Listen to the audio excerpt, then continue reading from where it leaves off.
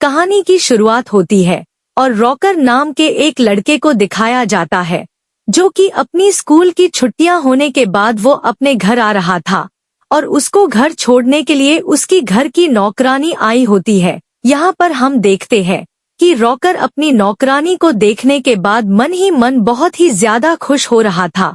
अब हम देखते हैं कि वो घर पहुंच जाने के बाद अपनी मॉम से मिलता है, लेकिन उसकी मॉम की नजर उसकी गिले पेंट पर पड़ जाती है।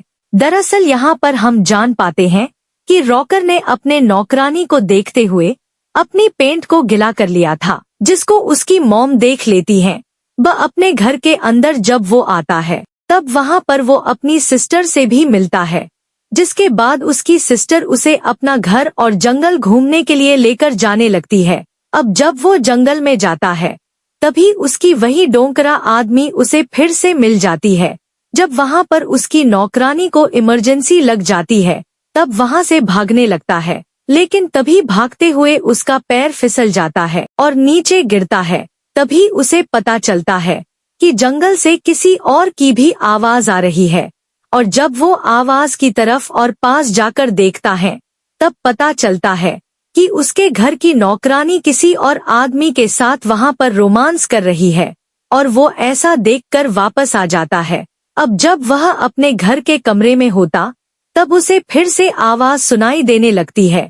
अब जब वह अपने दरवाजे से बाहर देखता है तभी उसकी नौकरानी उसे दिखाई देती है, जो कि अपने रूम से आधी बाहर निकली होती है और वहाँ भी कोई उसके साथ इंटीमेट हो रहा होता है। अभी अभी बहन के साथ सोने लगता है। तब उसकी बहनों से बताते हैं कि हमारे घर में जो आंटी रहती है वह अभी तक वर्जिन है। अब अगली सुबह उसकी सिस्टर फिर से उसे जंगल घूमने के लिए लेकर जाने लगती है। तब उसकी नजर वहाँ पर पड़ती है कि जहाँ पर उसके घर की नौकरानियां नहाने के लिए आया करती हैं, और तभी वहाँ पर एक एक करके उसके घर के नौकर भी आने लगते हैं। और इन तीनों नौकरों को देखने के बाद यहाँ की नौकरानी आज ही बाजी भी सारे भी करने लगती हैं। अब इसके बाद हम देखते हैं कि वॉच और नौकरानियों को और भी करीब से देखने की कोशिश करता है, लेकिन वही एक नौकर उसे ऐसा करते हुए देख लेता है और उसको वहाँ से फौरन जाने के लिए कहने लगता है। तभी उसे वहाँ पर उसकी सिस्टर मिल जाती है, जो कि उससे पूछती है, तब तुम कहाँ गायब हो गए हो।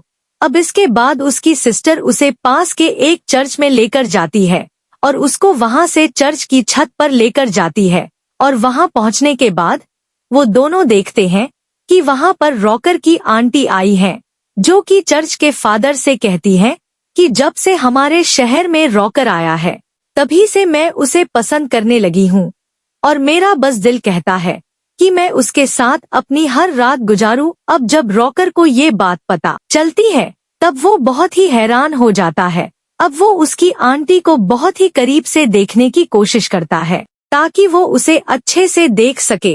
तभी वहीं पर वो चर्च के फादर के पास गिरकर उल्टा लटक जाता है। तब वहाँ पर चर्च के फादर उसे पकड़ लेते हैं और उसकी शिकायत उसकी मदर से करते हैं। तब उसकी मदर पूछती है कि आखिर इसकी सजा क्या होनी चाहिए।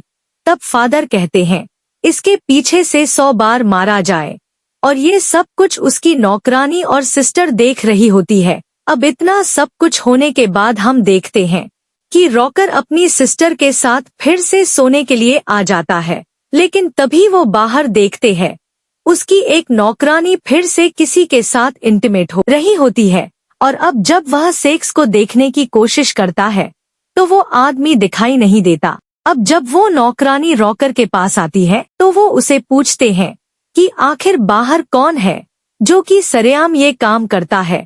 तब वो नौकरानी रॉकर से कहती है कि ये हम सब लोगों का सीक्रेट है, और बस वो इतना ही कहकर वहाँ से चली जाती है। अब थोड़ी देर बाद रॉकर को वहाँ पर एक बुक मिलती है जो कि हवस से भरी कहानियों से भरी होती है। तब वो रोज कहानी को छिपकर पढ़ रहा होता है। तभी वहाँ पर उसकी नौकरानी भी आ जाती है, जो कि मुर्गियों को दाना डालने के लिए आई होती है, लेकिन उसी वक्त वहाँ पर एक नौकर आकर उसे अंदर से लॉक कर देता है और उस नौकरानी के पीछे से जाकर उसके साथ इंटीमेट होने लगता है। अब अगले दिन हम देखते हैं कि रॉकर नौकरानी को अपने कमरे में बुलाता है और उसे वहाँ पर टच करने की कोशिश करता है, लेकिन तभी वहाँ पर दूसरी नौकरानी भी आने लगती है, जिसे देखने के बाद वो वहाँ से भाग निकलता है। अब यहाँ पर भी रॉकर को कुछ नहीं मिलता, जिसके बाद वो घर जाता है। तभी उसे रास्ते में नौकरानी मिलती है, जिस पर पीछे से वो हमला कर देता है। अब वो नौकरानी पहले तो उसे मना करती है, लेकिन फिर बाद में वो भी मान जाती है।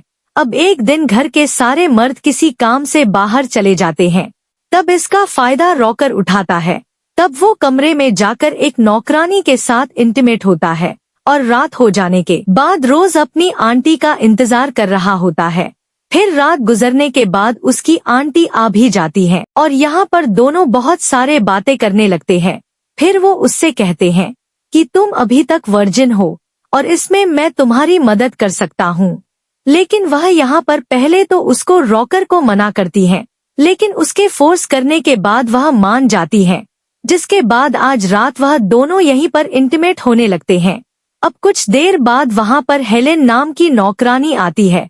तभी रॉकर उसे पकड़ लेता है और यहाँ पर उसके साथ इंटीमेट हो जाता है। अब अगले दिन हम देखते हैं कि रॉकर अपनी हवस में आने के लिए स्टेबल में जाता है, जहाँ पर रॉकर आलिसा को सेड्यूस करने लगता है और यहाँ पर वो इसके साथ भी फुल कर रिलेशन बना लेता है। अब यहाँ पर हमें पता चलता है कि रोज वो अपने घर की किसी भी लेडी को नहीं छोड़ता। अब उसके बाद काफी वक्त गुजरने के बाद हम देखते हैं कि रॉकर इस हद तक गुजर जाता है कि वो अपने कमरे में एक साल बहुत सारी लड़कियों को बुलवाकर उनके साथ इंटीमेट हुआ करता है। अब कुछ टाइम बाद हम देखते हैं लीसा रॉकर से कहती है कि अब वो प्रेग्नेंट है और ऐसा सुनकर रॉकर की फट जाती है। अब अगले दिन रोजा की कमरे में एक नौकरानी फिर से आती है और उससे वो भी कहती है कि वो भी प्रेग्नेंट है और तब तक उसकी आंटी भी वहां आकर उससे कहती कि वो भी प्रेग्नेंट है। तब यहाँ पर हमें पता चलता है कि रॉकर किसी के साथ भी इंटीमेट होता है। अब वो सबको ऐसे ही छोड़ता है। अब उसके बाद यहाँ पर रॉकर की स्कूल की छुट्टियां खत्म हो जाती हैं और अब वो अपनी स्कूल वापस जाने के लिए रेडी हो रहा होता है। तभी वहाँ उसके पास एक और लड़की आती है, जो कि उसे कहती है कि वो भी प्रेग्नेंट है और ये बेबी तुम्हारा है। और ऐसा सुनने के बाद शॉक्ड हो जाता है और आखिरकार रॉकर सारी लड़कियों को ऐसे ही छोड़कर अपनी स्कूल वापस चला जाता है। और इसी को दिखाते हुए इस कहानी का यहीं पर एंड हो जाता है। तो दोस्तों, यह कहानी सुनने के लिए धन्यवाद।